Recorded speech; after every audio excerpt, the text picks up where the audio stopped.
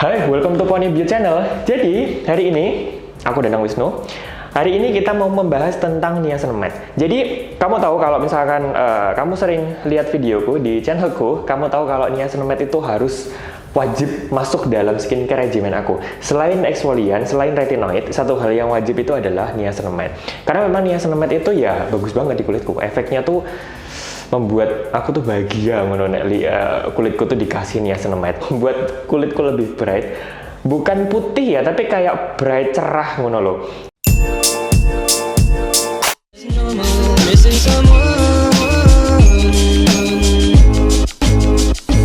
Kemudian fungsi utamanya sebenarnya adalah untuk melembabkan, menjaga hidrasi di kulit kita.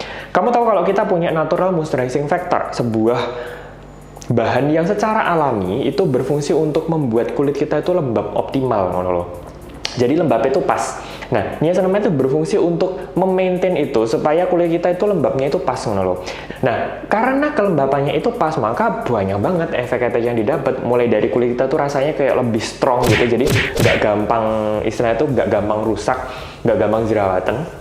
Kemudian juga membuat produksi minyaknya itu menjadi lebih terkontrol. Karena kamu tahu ya, produksi minyak itu kan dipengaruhi dari kelembapan di kulit kita. Makin kulit kita itu kering, maka tubuh kita berusaha untuk nambahi kelembapannya dengan jalan memproduksi minyak. Otomatis kalau kelembapannya itu sudah terjaga dengan optimal, otomatis kan produksi minyaknya kan terkontrol.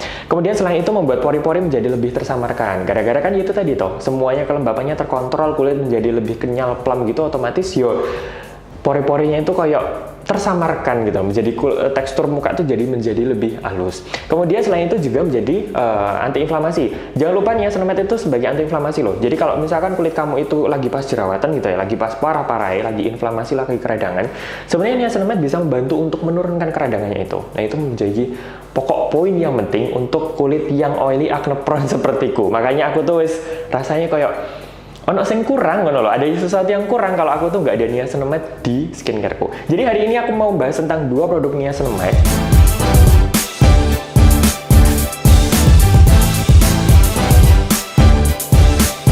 Jadi sebenarnya niacinamide itu banyak banget. Kamu mesti sering nemu ada niacinamide di skincare kamu. Buh itu buat muka, buh itu buat badan, kayak body lotion gitu sebenarnya juga ada niacinamide-nya. Tapi nggak semua produk punya 10% niacinamide. Ini aku ada dua produk yang isinya adalah niacinamide 10%, punyanya The Ordinary sama punyanya Paula's Choice. Kita bahas satu-satu. Yang pertama, The Ordinary niacinamide 10% plus zinc. Jadi isinya adalah niacinamide plus zinc. Seperti produk The Ordinary pada umumnya, datang dengan kemasan box karton seperti ini, yus biasa nih ngene. Kemasan botolnya yowis ngene iki, kabeh semua produknya The Ordinary itu botolnya yo sama aja. Kita lihat ingredients list-nya. Ingredients list-nya simple, nggak macam-macam. Yang pertama ini ada water, jadi ini masuknya di water based serum. Water, kemudian ada niacinamide 10%, pentylen glycol, zinc PCA. Zinc itu fungsinya kayak semacam antioksidan, juga dia berfungsi untuk membuat kulit kamu tuh sistem imunnya tuh menjadi lebih bagus gitu loh.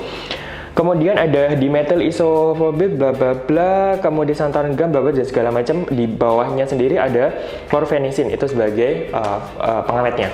Kemudian satu lagi ada punyanya Paula's Choice. Ini dilihat dari kemasannya udah sedikit lebih serius. Dia dengan kemasan box karton seperti ini. Ketika dibuka, si botolnya itu nggak langsung tercancap si pipetnya. Jadi ada kayak tutup plastiknya sendiri gitu. Baru segelnya si tutup plastiknya itu kita buka.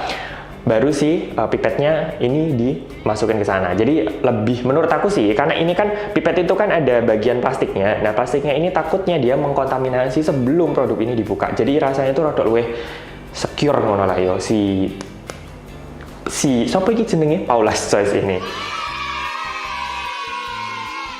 Ingredients list-nya jauh lebih kompleks. Yang pertama ada water, sama jadi dia adalah dimasuknya di water based serum. Cuman bukan problem sih. Cuman keunggulannya ini adalah sebuah booster. Kalau si The Ordinary itu adalah sebuah serum, tapi ini adalah sebuah booster. Ini bisa kamu pakai sebagai serum, ini bisa kamu pakai dicampurkan di produk-produk kamu yang lain. Buh itu serum juga, atau krim, atau eye cream, atau apapun, supaya ada tambahan niacinamide di produk kamu. Jadi dia lebih gampang makainya, karena bisa kamu pakai sendiri atau kamu bisa campurin di produk kamu yang lainnya. Itu tadi ada water, kemudian niacinamide, ada acetyl glucosamine, itu untuk produk brightening-nya, kemudian ada ascorbyl glucoside, itu vitamin C. Jadi Brightennya sendiri ada 3 macam. Ada niacinamide, ada asetil glukosamin, sama ascorbic glucoside.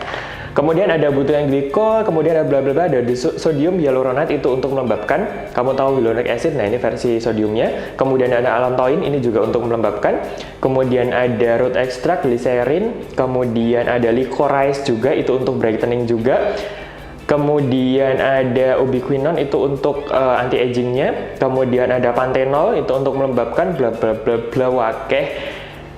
Ini jauh lebih kompleks, dengan secara teori efeknya bakalan lebih kompleks juga.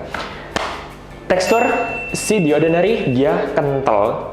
Dan kalau misalkan kamu sudah lihat videoku tentang review The Ordinary, permasalahanku adalah teksturnya ini tidak bisa aku layer dengan oil based serum karena dia kayak ada sedikit kayak putih-putih nggak enak gitu. Jadi makanya ini aku harus layer itu dengan water base setelahnya. Makanya ketika aku mau pakai untuk malam, dia agak sulit karena malam itu biasanya aku terfokus untuk sesuatu yang oil yang bener-bener intens untuk emoliennya, sifat emoliennya. Tapi kalau dipakein ini dia jadi rodok nggak nyaman.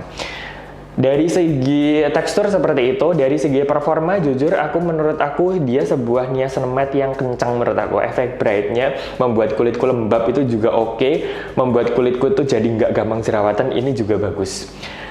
Si niacinamide booster Paula's Choice ini adalah niacinamide dengan tekstur terbaik yang pernah ketemuin. Enteng, light, cair yang bener-bener kayak air. Ketika diaplikasikan tidak ada residu apapun, dan setelah dia nyerap dia tuh kayak lembab, enak banget. Ini aku jarang banget aku campurkan dengan produk-produk yang lain. Saking aku tuh sayang banget ini itu aku harus tak pakai sendiri, nggak tak campur dengan produk yang lain. The best lah yo. Ketika aku ngerasain punyanya The Ordinary, habis itu nyobain Paula, itu rasanya kayak ya wes lah. Tapi memang dari sisi ingredient si Paula jauh lebih kompleks. Untuk efek brightening-nya ini lebih dapat. Untuk efek melembabkannya ini juga lebih dapat. Efek untuk membuat kulitku halus, pori-pori menjadi lebih tersamarkan, sebenarnya ini juga lebih dapat. Jadi tadi perbandingan dua produknya antara Paula's Choice sama The Ordinary. Jujur untuk masalah performa, mereka tidak terlalu jauh berbeda. Bukan jomplang banget gitu sebenarnya, enggak. Untuk dari performanya loh ya. Tapi dari formulasinya, dari teksturnya, dari rasanya, rodok lumayan jauh. Karena punyanya The Ordinary, otomatis aku nggak bisa pakai untuk malam hari. Karena malam hari aku biasanya lebih fokus ke oil, sesuatu yang bersifat emollient gitu ya. Jadi aku agak susah untuk layernya. Tapi kalau Paula, aku bisa pakai pagi, siang, sore, dimanapun aku bisa pakai itu. Dan rasanya itu wow sih. Untuk sebuah niacinamide 10% memang nggak banyak di pasaran. Aku nemunya paling ya cuma 2 ini, dan kebetulan dua-duanya sebenarnya punya performa yang baik. Tergantung kamu lebih suka yang mana. Kalau misalkan kamu nggak bermasalah dengan teksturnya niacinamide, mau gue silakan pakai teksturnya The Ordinary maksudku. Niacinamide-nya The Ordinary, nggak masalah kamu pakai itu. Tapi kalau kamu bermasalah sama sepertiku, ya mau nggak mau sih. Kalau aku sendiri ya aku bakalan nabung untuk beli punyanya Paula, karena beda banget gitu kan ya. Jadi sekian untuk hari ini. Oh ya, jangan lupa punyanya The Ordinary niacinamide itu ada palsuannya. Jadi hati-hati, jangan sembarangan beli. Walaupun kamu nemu seller yang mungkin murah atau gimana, kamu bener-bener cek. Masalahnya dari kemasannya sebenarnya udah beda kok. Jadi hati-hati beli The Ordinary niacinamide atau bahkan semua produknya The Ordinary, karena takutnya dipalsuin. Nek palsu lah yo, masih murah walaupun murah, tapi kalau palsu kan ya podo kayak gitu kan ya. Jadi hati-hati belinya. Jadi thank you so much for watching, semoga bermanfaat. See you.